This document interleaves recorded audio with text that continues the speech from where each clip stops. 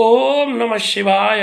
మన ఈ పురాణ పరబ్రహ్మంలోని ఈ ఛానల్లోని భక్తి సంబంధితమైనటువంటి అనేక అంశాలని మనం చెప్పుకుంటా ఉన్నాము. అలాగే ఈరోజు విష్ణు దశావతారాలు చాలా గొప్పవి. ఆ దశావతారాలకు సంబంధించినటువంటి ఒక స్తోత్రాన్ని నేను ఇప్పుడు చదువుతాను. ఎక్కడ స్కిప్ చేయకుండా ఈ వీడియో మొత్తం అంతా చూడండి. ఆ మంత్రాన్ని వినడం వల్లనే శుభం కలుగుతూ ఉంటుంది.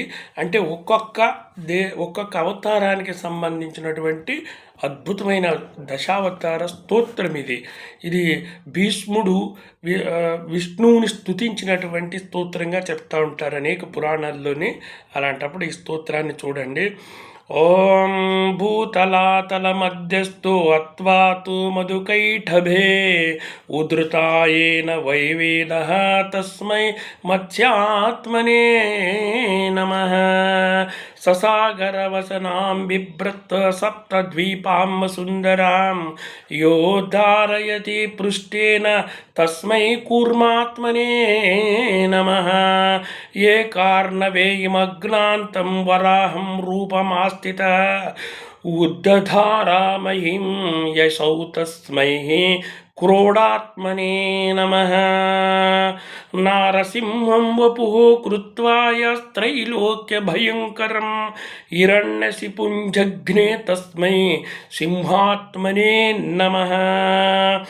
జమదగ్నిసుతో భూత్వా రామ పరుషుదృగ్విభుః సహస్రార్జునంతైవ తస్మై ఉగ్రాత్మనే నమః. వామనం రూపమాస్తాయ బలిం సంయమ్యయః